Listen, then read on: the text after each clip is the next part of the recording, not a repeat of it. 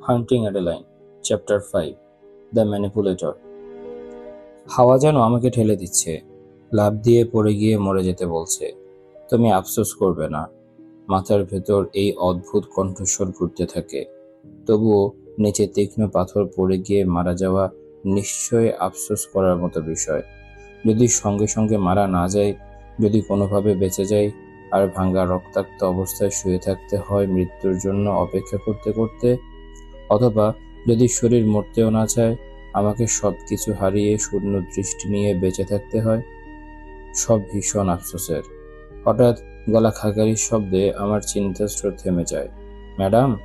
আমি ঘাড় ঘুরিয়ে দেখি এক লম্বা বয়স্ক মানুষ দাঁড়িয়ে আছেন। তার মধ্যে এক ধরনের কোমলতা আছে, যা অল্প করে হলেও সান্ত্বনা দেয়। তার ধূসর পাতলা চুল ঘাম জমে কপালে লেপ্টে আছে। জামাকাপড় মাটি আর ময়লার দাগে ভরা। তার চোখ আমার আর ক্লিপের কিনারের দিকে ঘুরে ঘুরে তাকাচ্ছে। তার দৃষ্টিতে ভয় আর অস্থিরতা। সে ভাবে আমি লাফ দেব, আর আমি যেভাবে তাকিয়ে থাকি তাতে সে ভুল ভাবছে। তা বলার মতো কোনো কারণও দিচ্ছি না। তবুও আমি নড়ছি না। আমরা আজকের মতো কাজ শেষ করলাম, লোকটি জানায়। সারাদিন ধরে সে আর তার দল আমার সামনের বারান্দা ঠিক করেছে। যা বেহাল অবস্থা ছিল, যেন আমার পা পচা কাঠ ভেঙে নিচে পড়ে গিয়ে ইনফেকশন না হয়ে যায়, সে চেষ্টা করছে। সে আমাকে পর্যবেক্ষণ করে। তার ভ্রু কুঁচকে যায়। উদ্বেগ আরো গভীর হয়। হাওয়া জোরে বইছে, চুল উড়িয়ে দিচ্ছে। আমি চুল সরিয়ে দেই। দেখি সে এখনো একইভাবে তাকিয়ে আছে। ছোটবেলায় নানি আমাকে এই ক্লিপের কাছে যেতে দিতেন না।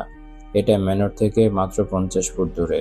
সূর্যাস্তের সময় এই দৃশ্য অপূর্ব, কিন্তু রাতে টর্চ ছাড়া ক্লিপের কিনারা দেখা যায় না।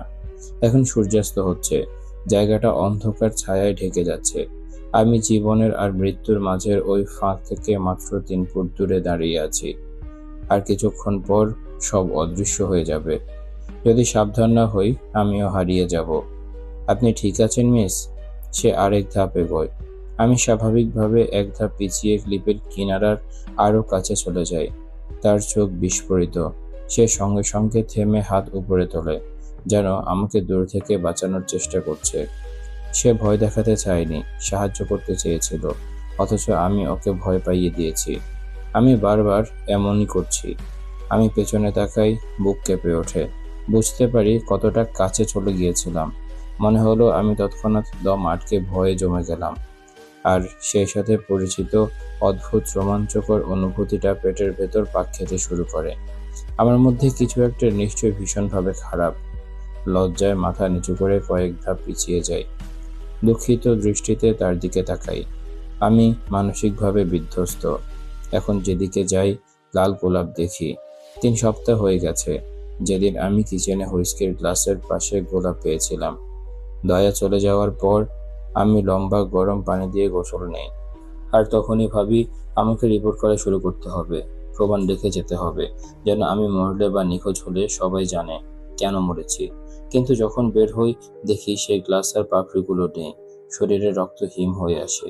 আমি সাথে সাথে পুলিশে ফোন করি। তারা রিপোর্ট নেয়, কিন্তু বলে ঘরে গোলাপ পাওয়া কোনো প্রমাণ নয়, তাদের কিছু করার নেই। এরপর থেকে ঘটনাগুলো বেড়েই চলেছে। কখন বুঝেছি যে আমার পেছনে কারো নজর আছে তা বলতে পারি না, তবে গত 3 সপ্তাহ ধরে এটা নিশ্চিত। প্রতিদিন প্রিয় কফি শপে যেতে গাড়িতে উঠতে যাই, দেখি সিটের ওপর লাল গোলাপ। গাড়ির দরজা তখনও লক করা, যেমন ছিল। আর কেউ ঢোকে কিভাবে? কখনো কোনো চিরকুট থাকে না, কোনো যোগাযোগ নয়, শুধু কাঁটাবিহীন লাল গোলাপ। রেনোভেশন শুরু হওয়ার পর আতঙ্ক আরো বেড়েছে। ইলেকট্রিশিয়ান, প্লাম্বার, কনস্ট্রাকশন ওয়ার্কার অনেকেই আসছে যাচ্ছে। আমি পার্সনস ম্যানারে সব জানালা বদলে ফেলেছি, নতুন লক লাগিয়েছি, কিন্তু কোনো লাভ নেই। তারা ঠিকই ঢুকে পড়ে। এদের মধ্যে কেউ হতে পারে। আমি কয়েকজনকে প্রশ্ন করেছি। তারা এমনভাবে তাকিয়েছে যেন আমি তাদের কাছে মাদক চাইছি। ম্যাডাম, সে আবার বলে। আমি মাথা ঝাঁকাই, চেষ্টা করি কথায় ফিরতে। সরি, আমি আসলে কিছুটা বিভ্রান্ত ছিলাম। তাড়াহুড়ো করে হাত নেড়ে বলি, আমার আচরণে আমি নিজেই নিজেকে খারাপ মানুষ মনে করি। আমি যদি পড়ে যেতাম, ওই ভদ্রলোক নিজেকে দোষী মনে করত, মাটি ভেঙে যেতে পারত, বা আমি ভুল করে এক ধাপ বাড়িয়ে ফেলতে পারতাম। তখন তার চোখের সামনে মারা যেতাম। সে হয়তো সারা জীবন দোষে ভুগত। কে জানে তার কি হতো। ঠিক আছে, সে বলে, কিন্তু এখনো তার চোখে সতর্কতা। সে আঙ্গুল দেখিয়ে পিছনের দিকে ইঙ্গিত করে। কাল রেলিং লাগিয়ে দেব। আমি মাথা নাড়ি। ধন্যবাদ, মৃদু স্বরে বলি। সে চলে গেলে আমি হয়তো কাঁদবো। ভাবতে ভাবতে তার চোখে বোঝা যায় সে শুধু চলে যেতে চায়, কিন্তু তার দয়া তাকে আটকে রাখে, যেন নিজেকে দোষমুক্ত রাখতে পারে। কাউকে ফোন করতে হবে, সে জিজ্ঞাসা করে। আমি হেসে মাথা নাড়ি। আমি জানি খারাপ দেখাচ্ছিল, কিন্তু সত্যি আমি লাফ দেওয়ার কথা ভাবিনি। তার গা থেকে চাপ কমে যায়, মুখে স্বস্তি আসে। ভালো, সে বলে মাথা নাড়ে। ফিরে যেতে যেতে হঠাৎ থামে। ও হ্যাঁ, একটা গোলাপের তোড়া রাখা আছে আপনার জন্য। আমার হৃদয় থেমে যায়, তারপর দম বন্ধ হয়ে আসে। কি কি বললেন? কে দিয়েছে? সে কাঁধ ঝাঁকায়। জানি না, দুপুরে খাবার খেয়ে আসার সময় দেখি রাখা, ভুলে গিয়েছিলাম। চাইলে এনে দেই? না ঠিক আছে, তাড়াহুড়ো করে বলে ফেলি। তার মুখে অদ্ভুত দৃষ্টিভঙ্গি আছে। সে হয়তো আমাকে পাগল ভাবছে। সে শেষবারের মতো চিন্তিত দৃষ্টিতে তাকিয়ে চলে যায়। আমি দম ছেড়ে হাঁপাই। পেছন পেছন হাঁটা অদ্ভুত লাগতো, তাই একা এগোই। সামনের দিকটা দেখে চোখ আটকে যায়। নতুন কালো বারান্দা, কত সুন্দর লাগছে। বাড়ির বাইরের রং নতুন করে করা হয়েছে, কালো রঙই কিন্তু চকচকে। পুরোনো গার্ডওয়েলগুলো পরিষ্কার করা, পুরোনো পাথরের ক্ষতবিক্ষত দাগগুলো ম্যানরের চরিত্রের মতো। এরপর চোখ যায় দরজার পাশে রাখা লাল গোলাপের তোড়ার দিকে। মনে হয় ওরা কেউ অনুমতি ছাড়া ঢোকেনি বলে বাইরে রেখে গেছে। প্রাসাদ সংলগ্ন গাছের ঝোপের দিকে তাকাই। সূর্যের আলো প্রায় ফুরিয়ে এসেছে, আর পাসপোর্ট দূরের কিছুই দেখা যায় না। কেউ যদি লুকিয়ে থাকে, আমি টেরও পাবো না। হাত কাঁপতে থাকে। দ্রুত গোলাপের তোড়া তুলে নিয়ে দৌড়ে ঘরে ঢুকি। দরজা বন্ধ করে তালা দেই। তোড়ার ভেতর একটা কালো কার্ড চোখে পড়ে, তাতে সোনালি অক্ষরে কিছু লেখা। মাথার ভেতর ঘন্টা বাজে।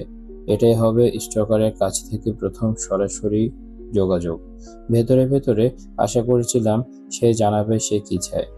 এখন যখন কার্ড এসেছে, মনে হচ্ছে ছিঁড়ে ফেলে না জানার কারণে সুখে থেকে বাঁচতে চাই, কিন্তু না পড়লে কৌতূহল মরে যাবে। হাত কাঁপতে কাঁপতে কার্ড বের করে পড়ি। শীঘ্রই দেখা হবে, ছোট ইঁদুর। ভালোই হতো না পড়লেই। ছোট ইঁদুর, নিশ্চয়ই কোনো পুরুষ আমাকে ফলো করছে, এবং তার মাথা ঠিক নেই। আমি নিজেও জানি কোনো রক্ষা নেই। বিরক্তিতে ফোন বের করি, পুলিশকে ফোন দেই। আজ রাতে তাদের সাথে কথা বলতে চাই না, কিন্তু রিপোর্ট করতে হবে। আমি এতটা বোকা নই যে ভাববো তারা আমাকে বাঁচাবে, কিন্তু মরলে অন্তত এই মৃত্যুর রহস্য অমীমাংসিত থাকবে না। একটা হালকা কিন্তু দৃঢ় নখ আমার সামনে দরজা কেঁপে ওঠে। মনে হচ্ছে ম্যানরের ভেতরে কোনো শব্দ হলেই আমার হৃদয় লাফ দিয়ে ওঠা এখন স্বাভাবিক হয়ে গেছে। নিশ্চয়ই এটা স্বাস্থ্যকর নয়, হয়তো কিছু চেরিও খেয়ে ফেলি। শুনেছি এটা নাকি হার্টের জন্য ভালো। দরজার পাশে জানালার পর্দা সরিয়ে উকি দিয়ে দেখি কে এসেছে। আমি দীর্ঘশ্বাস ফেলি। আমি সত্যি স্বস্তি পেতে চাই যে দরজার বাইরে কোনো বিকৃত লোক দাঁড়িয়ে নেই। বন্দুক হাতে বলছে, তুমি যদি আমার না হও, কারো হবে না। সত্যিই চাই। তবুও আমি সামান্য দুঃখিত হই, কারণ দরজার বাইরে সে ছায়ার মতো অনুসারীগণকারী দাঁড়িয়ে নেই, যে আমার জীবন শেষ করে দিতে পারে। ভারী নিঃশ্বাস ছেড়ে দরজা খুলে দেয়, এবং আমার মা সারিনা রেইলিকে দেখতে পাই। তার স্বর্ণালী চুল শক্ত করে খোঁপায় বাঁধা, পাতলা ঠোঁটে গোলাপি লিপস্টিক, আর বরফের মতো নীল চোখ। তিনি সবসময় যথাযথ আর পরিপাটি, আর আমি একেবারেই তার উল্টো। যেখানে তিনি নিজেকে রানীর মতো সামলে রাখেন, আমি সেখানে উল্টো দিকে পা ফাঁক করে বসে থাকা অভ্যাসে অভ্যস্ত। মা, কি কারণে আজ এই সৌভাগ্য? আমি ঠান্ডা স্বরে বলি। তিনি নাক ছিটকান। আমার ব্যবহার তাকে খুশি করে না। বাইরে ঠান্ডা, আমাকে ভেতরে ডাকবে না?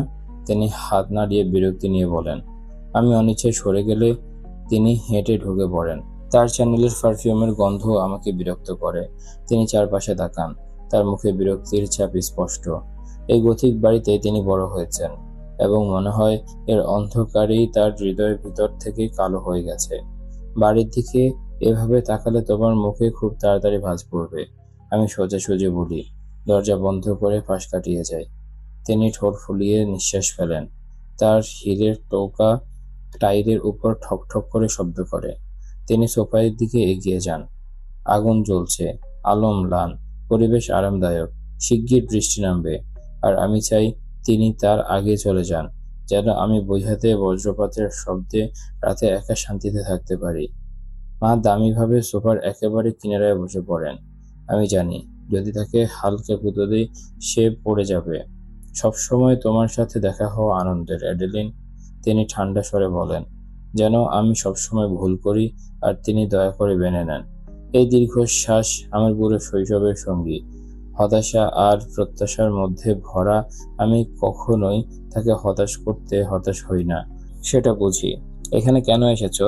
আমি সোজা প্রশ্ন করি। মেয়ের সাথে দেখা করতে আসতে পারি না? তার কণ্ঠে কড়া তিক্ততা। মা আর আমি কখনো কাছের মানুষ ছিলাম না। নানির সাথে আমার সম্পর্ক ভালো ছিল, এজন্য মা আমাকে তিক্তভাবে দেখতো। ফলে আমি বড় হতে হতে মার পরিবর্তে নানিকে বেছে নিতাম। তাতে মার প্রতি আমার অভিমান তৈরি হয়, কারণ মা আমাকে কখনো নিজের মতো করে বেছে নেওয়ার সুযোগ দেয়নি। দিলে হয়তো কোনো মন্তব্য শুনতো না। আরেকটা কুকি খাচ্ছ? তুমি এই মোটা শরীরে আর কত খাবে? তিনি বলতেন, আমার পাছা নাকি মোটা হয়ে যাবে। কিন্তু সেটা তো আমি চেয়েছিলাম। আজও তিনি বুঝতে পারেন না কেন আমি তাকে অপছন্দ করি। তুমি কি এসেছো আমাকে বোঝাতে যে আমি এই পুরনো বাড়িতে থেকে আমার জীবন নষ্ট করছি? আমি জানালার পাশে রকিং চেয়ারে পা মেলে বসে বলি, ঠিক যে চেয়ারে বসে আমার আর আমার নানির উপর কেউ নজর রাখতো। বসে পড়তেই মনে পড়ে যায় গত রাতের কথা। সে ভয়ঙ্কর চিরকুট আর পুলিশের অফিসারের যে শুধু দুটো প্রশ্ন করে রিপোর্ট লিখে নিল। অপচয় ছাড়া কিছু না, কিন্তু অন্তত আমি মরলে সবাই জানবে এটা দুর্ঘটনা নয়। আজ শহরে আমার একটা ওপেন হাউস আছে, ভাবলাম তার আগে তোমার সাথে দেখা করে যাই। আহা, তাই তো। মা 1 ঘন্টা গাড়ি চালিয়ে শুধু আমাকে দেখতে আসবে না, তিনি শহরে ছিলেন, তাই আসলেন আমাকে লেকচার দিতে। তুমি জানো কেন পার্সন্স ম্যানর ভেঙে ফেলার যোগ্য, অ্যাডেলিন? তার স্বর কাঁটার মতো বিদ্ধ করে। হঠাৎ অস্বস্তি হয়। কেন? আমি ধীরে বলি, কারণ এ বাড়িতে অনেক মানুষ মারা গেছে। তুমি কি সে 5 জন কনস্ট্রাকশন ওয়ার্কারের কথা বলছো যারা আগুনে মারা গিয়েছিল? আমি নানির গল্প মনে করি, যেদিন আগুনে পড়ে ম্যানর পুড়ে যায় আর 5 জন মানুষ মারা যায়। পুড়ে যাওয়া ধ্বংসাবশেষ সরিয়ে নতুন করে ম্যানর বানাতে হয়েছিল। তবুও তাদের প্রেতাত্মারা এখনো এখানে ঘুরে বেড়ায়, আমি জানি। হ্যাঁ, কিন্তু শুধু তারা নয়। তিনি এক দৃষ্টিতে তাকিয়ে থাকেন। আমার গলা শুকিয়ে যায়। আমি জানালার দিকে তাকাই, ভাবি এখনই তাকে বের করে দেই না কেন। তিনি এমন কিছু বলবেন যা আমার জীবন পাল্টে দেবে, আর আমি হয়তো তা শুনতে চাই না। আর কে? আমি অবশেষে বলি, তার চকচকে কালো লেক্সাসের দিকে তাকিয়ে, যা মনে করিয়ে দেয় আমি তোমার থেকে ভালো। রিয়েল এস্টেট ব্যবসা তাকে ভালো আয় দিয়েছে। আমি তার সাফল্যে গর্বিত, কিন্তু চাইতাম যে আমার সাফল্যে গর্বিত হোক তোমার প্রকৃতামহী গিগি। তিনি বলেন। আমার মাথা তার দিকে ঘুরে যায়, শরীরে শক লাগে। সে শুধু এ বাড়িতে মারা যায়নি, এডি, তাকে এখানে খুন করা হয়েছিল। আমার মুখ হা হয়ে যায়। আমি চেয়ার থেকে লাফ দিয়ে উঠি। চেয়ার পেছনে গিয়ে দেয়ালে আঘাত করে। তাহলে তো নয়, আমি অস্বীকার করি। কিন্তু মা কখনো মিথ্যা বলেন না। নানি গিকির কথা প্রায় বলতেন, কিন্তু তিনি কখনো বলেননি গিকিকে খুন করা হয়েছিল। একবার জিজ্ঞেস করায় বলেছিলেন অকাল মৃত্যু। এরপর নানি আর কোনো কথা বলেননি। তখন আমি ছোট ছিলাম, তাই গুরুত্ব দেইনি। মা নিঃশ্বাস পেলেন। তোমার নানি সব সময় এ বাড়িতে অদ্ভুত আসক্তি ছিল। তার মা গিগিকে ভালোবাসতেন আর এই বাড়ি ছাড়তে পারতেন না। এই বাড়ি অভিশপ্ত। আমি চাই না তুমিও এই বাড়ির সাথে এমন আবেগ তৈরি করো। আমি ঠোঁট কামড়ে ধরি। বাইরে বজ্র গর্জে ওঠে। গিগিকে কি তার স্টকার খুন করেছিল? সেই লোক যাকে সে ভিজিটর বলতো, যে তার ঘরে এসে অবর্ণনীয় কাজ করত, সেই লোক কি গিগিকে খুন করেছিল? এটাই একমাত্র যৌক্তিক ব্যাখ্যা। আমি মার দিকে ফিরি। তারা কি জানে কে খুন করেছে? মা মাথা নাড়ে। না, এখনো অমীমাংসিত। প্রমাণ পাওয়া যায়নি। তখনকার দিনে খুন করে বেঁচে যাওয়া সহজ ছিল। অমীমাংসিত। আমার প্রকৃতাময়ীকে এই বাড়িতে খুন করা হয়েছিল, আর খুনি ধরা পড়েনি। আমার পেটের ভিতর আতঙ্কের পাথর নেমে যায়। আমি জানি কে খুন করেছে, কিন্তু প্রমাণ না পাওয়া পর্যন্ত বলবো না। কোথায় খুন হয়েছিল? আমি কাপা স্বরে বলি, তার বেডরুমে, যেটা পরে তোমার নানির রুম হয়েছিল, আর এখন তোমার। তিনি ভুল বলেননি। আমি সেই রুমে থাকি। পুরো রেনোভেট করলেও গিগের কাছ থেকে পাওয়া সিন্ধুকার আয়নার মতো জিনিস এখনো রেখে দিয়েছি। যে রুমে খুন হয়েছিল সেই রুমে আমি প্রতিদিন ঘুমাই। মা চলে যাওয়ার সময় বলে যান, আশা করি সঠিক সিদ্ধান্ত নেবে, অ্যাডি। এই জায়গাটা বিপজ্জনক। দরজা নরমভাবে বন্ধ হয় আর গাড়ি ধীরে ধীরে দূরে চলে যায়। আমাকে একা রেখে যায় এই অভিশপ্ত বাড়িতে। হঠাৎ আমার স্টকারের শেষ কথাগুলো নতুন করে ভয় জাগায়। শিগগির দেখা হবে ছোট ইঁদুর। ডায়েরি, 25 মে 1944। আজ আমার সে আগন্তুক আমার সাথে কথা বলল। যেদিন থেকে সে আসা শুরু করেছে, আজ প্রথমবারের মতো কথা বলল। যখন সে কথা বলল, আমি অবাক হয়ে গিয়েছিলাম। তার কণ্ঠ কতটা গভীর, কতটা মোহময়। সে একবার কথা বলা শুরু করলে তারপর আমি চেয়েছিলাম যেন সে থামেই না। আমি তাকে জিজ্ঞেস করেছিলাম কেন সে বারবার আসে, আমাকে দেখে যায়। সে তার ভালোবাসার কথা স্বীকার করলো, আমাকে পাওয়ার তার আকাঙ্ক্ষার কথা বলল।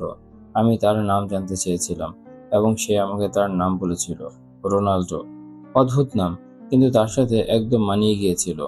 এরপর সে বেশিক্ষণ থাকেনি, তবে যাওয়ার আগে সে একটি চুমু চেয়েছিল। আমি দ্বিধায় ছিলাম, কিন্তু শেষ পর্যন্ত আমি তাকে অনুমতি দিয়েছিলাম। আমি লজ্জিত হয়ে স্বীকার করছি, তখন আমি জনের কথা একবারও ভাবিনি। তখন আমার মাথায় শুধু ঘুরছিল তার ঠোঁটে ছোঁয়া কেমন লাগবে। আমার কল্পনা আসল অভিজ্ঞতার কাছে কিছুই ছিল না। যখন সে আমাকে চুমু খেয়েছিল, আমি যেন তারার মধ্যে উড়ে গিয়েছিলাম। আমার মনে হয় না আমি এখনো মাটিতে নেমে এসেছি। এই ছিল আজকের চ্যাপ্টার। কেমন লেগেছে তোমাদের কমেন্ট করে জানাও। দেখা হচ্ছে পরের চ্যাপ্টারে। ততক্ষণ পর্যন্ত সবাই ভালো থাকো, সুস্থ থাকো। আজকের মতো আমি তারিফ এখানে বিদায় নিচ্ছি। আল্লাহ হাফেজ।